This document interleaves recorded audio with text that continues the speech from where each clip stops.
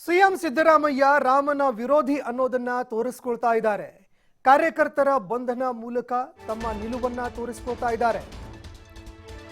ಸಿದ್ದರಾಮಯ್ಯ ವಿರುದ್ಧ ಮಾಜಿ ಸಚಿವ ಸುನೀಲ್ ಕುಮಾರ್ ವಾಗ್ದಾಳಿ ನಡೆಸಿದ್ದಾರೆ. 1992ರ ಕರ ಸೇವೆಯಲ್ಲಿ ನಾನು ಕೂಡ ಭಾಗಿಯಾಗಿದ್ದೆ. ಹೀಗಾಗಿ ನನ್ನ ಬಳಿ ರಾಜ್ಯದಲ್ಲಿ ಇರುವಂತಹ ಕರ ಸೇವಕರ ಪಟ್ಟಿ ಇದೆ. ಅದನ್ನು ಬೇಕಾದ್ರೆ ನಾನು ಕೊಡ್ತೀನಿ.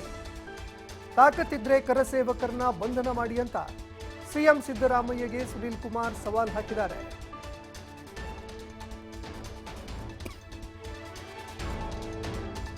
ರಾಮ ಮಂದಿರದ ಮುಖಾಂತರ ರಾಷ್ಟ್ರ ಮಂದಿರ ನಿರ್ಮಾಣ ಆಗಬೇಕು ಅನ್ನುವಂಥ ಪರಿಕಲ್ಪನೆಯನ್ನು ಇಟ್ಟುಕೊಂಡು ಹಲವು ವರ್ಷಗಳಿಂದ ಈ ನಾಡಿನಲ್ಲಿ ಕೆಲಸವನ್ನ ಮಾಡ್ತಾ ಇರುವಂಥವ್ರು ನಾವೆಲ್ಲರೂ ಕೂಡ. ಇಂಥ ರಾಮ ಮಂದಿರದ ಪ್ರಾಣ ಪ್ರತಿಷ್ಠೆಯ ಸಂದರ್ಭದಲ್ಲಿ ಮಂಗಳಕರವಾದಂಥ ವಾತಾವರಣ ಇಡೀ ದೇಶದಲ್ಲಿ ಸೃಷ್ಟಿಯಾಗಿರ್ಬೇಕಾದ್ರೆ ಅಪಶಕುನವನ್ನ ಸೃಷ್ಟಿ ಮಾಡಬೇಕು ಅನ್ನುವಂಥ ಪ್ರಯತ್ನವನ್ನ ಸಿದ್ದರಾಮಯ್ಯ ಇವತ್ತು ಸೃಷ್ಟಿ ಮಾಡ್ತಾ ಇದ್ದಾರೆ.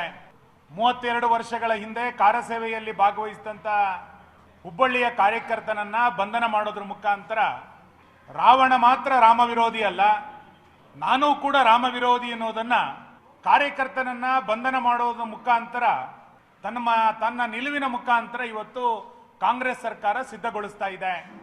ರಾಷ್ಟ್ರ ಮಂದಿರದ ನಿರ್ಮಾಣಕ್ಕೆ ಯಾವ ಆಹ್ವಾನವೂ ಕೂಡ ಬೇಡ. ನಿಮಗೆ ಬದ್ಧತೆ ಇದ್ರೆ, ಹಿಂದುತ್ವದ ಬಗ್ಗೆ ನಿಮ್ಮ ನಿಜವಾದಂಥ ಕಳಕಳಿ ಇದ್ರೆ, ಚುನಾವಣೆಯ ನೈಜ ಹಿಂದೂ ಆಗದೆ ನೈಜ ಹಿಂದೂ ಅನ್ನುವಂಥದ್ದನ್ನು ಪ್ರಕಟ ಮಾಡಬೇಕು ಅಂತಿದ್ರೆ 22ನೇ ತಾರೀಕು ರಾಜ್ಯದ ಎಲ್ಲ ಮುಜರಾಯಿ ದೇವಾಲಯಗಳಲ್ಲಿ ವಿಶೇಷವಾದಂಥ ಪೂಜೆಯನ್ನ ಆರಂಭ ಮಾಡಿ 100 ದೇವಾಲಯಗಳಿಗೆ ತಲಾ 100 ಕೋಟಿ ರೂಪಾಯಿ ಅನುದಾನವನ್ನ ಮುಂದಿನ 3 ವರ್ಷಗಳಲ್ಲಿ ಕೊಡುವಂತ ಪ್ರಯತ್ನವನ್ನ ಈ ಸರ್ಕಾರ ಮಾಡಲಿ. ದತ್ತಪೀಠವನ್ನು ಸೇರಿದಂತೆ ರಾಜ್ಯದ 100 ದೇವಸ್ಥಾನಗಳನ್ನು ಈ ಸರ್ಕಾರ ಆಯ್ಕೆ ಮಾಡಿಕೊಳ್ಳಿ. ಅಯೋಧ್ಯೆಯಲ್ಲಿ ರಾಮ ಮಂದಿರದ ನಿರ್ಮಾಣ ಆಗ್ತಾ ಇದೆ. ಸಾವಿರಾರು ಕೋಟಿ ರೂಪಾಯಿ ಅಭಿವೃದ್ಧಿ ಚಟುವಟಿಕೆಗಳಲ್ಲಿ ನಡೀತಾ ಇದೆ. ರಾಮ ಮಂದಿರದ ಮುಖಾಂತರ ರಾಷ್ಟ್ರ ಮಂದಿರ ನಿರ್ಮಾಣ ಆಗಬೇಕು ಅನ್ನುವಂಥ ಪರಿಕಲ್ಪನೆಯನ್ನು ಇಟ್ಟುಕೊಂಡು ಹಲವು ವರ್ಷಗಳಿಂದ ಈ ನಾಡಿನಲ್ಲಿ ಕೆಲಸವನ್ನ ಮಾಡ್ತಾ ಇರುವಂಥವ್ರು ನಾವೆಲ್ಲರೂ ಕೂಡ.